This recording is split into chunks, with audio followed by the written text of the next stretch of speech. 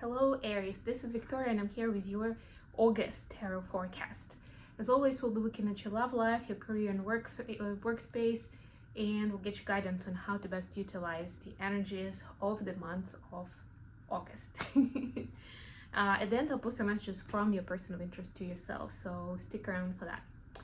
I hope you guys are doing great. I'm almost done with the August readings and I'll go back to checking on twin flame energy. Those who are new to the channel, I provide regular updates for the twin flame collective, and of course we have a full moon coming up this Saturday, I want to say. This week, yes. So I will be also posting a full moon reading with guidance, with the themes for the collective, and also with guidance for each specific zodiac sign. So make sure that you catch that one, and even if you are subscribed, make sure you also hit the notification bell and you get notified when that reading comes out. Okay, I will start with a quick oracle card, and without further ado, let's get started with the reading. Hope you guys are doing great. I'm on the next leg of my journey. For those who are following me, this is my travel summer, and on this one I brought my bamboo backdrop, so you're getting more of a bamboo vibe now. And I'm very lucky that I have at least one room at this place where I'm staying now with a lot of light, so I intend to record and publish the rest of the August readings today. And oh, by the way, these readings are for Sun, Moon and Rising Aries, so if you're checking this for a sun sign, please make sure to check out readings for the other placements as well. All right, so what do we have here? Answering the call. The time is now. Right, so whatever opportunity is coming in, whatever doubt you have around it, this is the time for you to take it. And I mean, it is very much the classic Aries ambitious energy of like, okay, I have this opportunity, I'm gonna go and take it. I'm not gonna miss my chance, you know, for whatever this is. The problem here, I think, is that I get that message. It's not even what I think. The problem here is that it's not as obvious what are you getting out of it, you know, like why is this a good chance to take? Why is it gonna be beneficial for you? Right? And so that's why, but it does take, like, you're gonna have to pay a certain price, whether it's because you won't have time for something else, or some people may disapprove of this, or they may out you in terms of like what you really like, what are you interested in, but basically the message is that of course it is worth it, and it's almost like part of the path and the approach here, that you're supposed to show your faith, you know. If all the facts are in front of you and it's an obvious, you know, solid decision, it's not really testing your faith, is it? Right? But when we have a lot at stake, or, you know, we have our doubts because it may go either way and we can't predict the outcome, that's when it's like, okay, so what does your intuition tell you?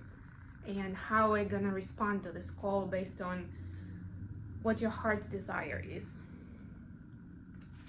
So Aries, for your personal space, you have Queen of Wands, you have the Emperor, could be dealing with another Aries, so it could be you, of course, and you have the Fool. This is Aquarius energy.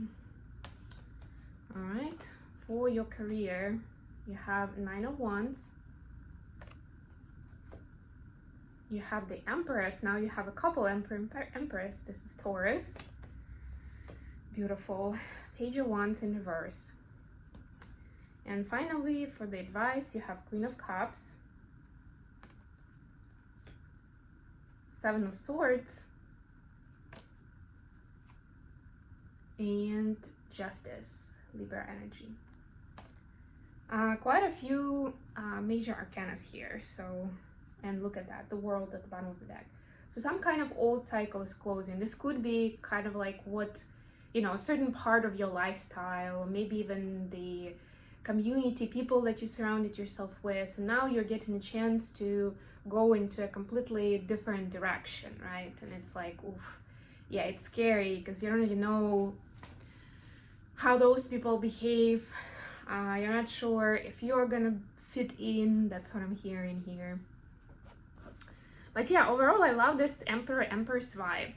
And whoever you see yourself as, whether you are an Emperor or an Empress, it's like there is definitely someone in your life in August who really matches you, with whatever values you have, right? Like if your values are more around, the mental capability and capacity, analytical thinking, that's the match that you're gonna get, which would be like, oh my God, this person, like, it really gets me, right? If you value the most kind of following the passion, the vibe, and like, being more spontaneous, that's what you're gonna find. Like, wow, and this person actually does it like on a different level, and I can learn something from this. So it's like admiration, but with the sense of like, oh, I want a piece of that, I'd love to get more of that quality for myself. And it may sound a little selfish at first, but it actually isn't. That's that excitement that essentially, especially when we are with our soulmates or twin flames, it's like that energy, part of that soul connection that ignites something in each other, right? That's how these people are usually great complements to each other, at least in some area, right? And so you see something exciting in another person that is just magnetic for you. So for most of you, it will be a romantic partner, but it doesn't have to be really. Looking at your cards here for personal space, there's a lot in front of you to consider and to make a choice that is going to make you the most free version of yourself, that will get you more space for creativity and for expressing yourself. Like that should be your priority right now when you're choosing on who should I be with or what I should be doing in my life. I wanted to say my free time, and I mean maybe for some people, but I mean in general, it actually could include whatever you do for a living. Like, is that actually helping you show up in your authentic energy? And doesn't equal comfortable, by the way. Sometimes it's really going to be triggering, right? But if it encourages you to show more of who you are and what you have to offer, and create something that brings you joy and happiness, and give and receive love freely without thinking that people may judge you, then that's the thing to choose. And that's the learning that you are going through in this month, to see more of those things and how much they actually make your life better, even if they feel uncomfortable at first. We have two major arcanas here, so yeah, it is, the universe is guiding you that way. For your career space, you have Nine of Wands, the Empress, and Page of Wands in reverse. So there's a lot of potential in where you are in terms of, it could be, it is workspace, right? So it could be like innovative ideas, how to take business forward, how to make things more efficient, but something's stopping you from pursuing those ideas. It's like there is an emotional block there, and it's connected with something that didn't work in the past, or you read some story somewhere, of how things can go sideways in business. Or maybe it's a specific story about somebody betraying or, letting down their company management or their clients, and you're like, okay, I don't want to get into that situation. And even if you're not saying it to yourself subconsciously, your brain is receiving those messages, and you're digging your heels, before being able to actually give it a try.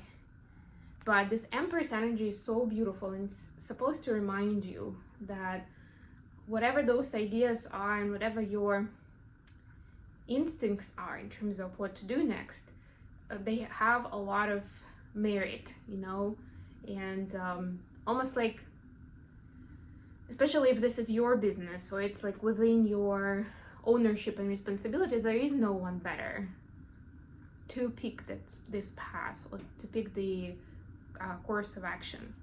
So bring in a little bit more of that curiosity and experimentation, and see how maybe you can start with something smaller, right? See what happens, or get a second opinion from some kind of place of expertise, whatever you feel is that place or those people. But don't give up on those ideas. And finally, you have Queen of Cups, Seven of Swords, and Justice for advice. Yeah, so this is about emotional discernment and understanding, finding balance between what you think, how you feel, and what other people are telling you, and how they express their feelings and emotions, right? Because sometimes, especially if we hear it from somebody close to us, we tend to erase that clear border, you know, and especially if we trust their opinion, if we listen to it, right, we may, again, even on the subconscious level, take it in as our own, but it isn't. And you are asked to really have more discernment into between what others are giving you and what you think, feel, and, you know, intuitively sense, right? This is almost like an opportunity to actually dive deeper into your own intuitive power, rather than seeing what others are doing or paying too much attention to how they feel about you and what you do.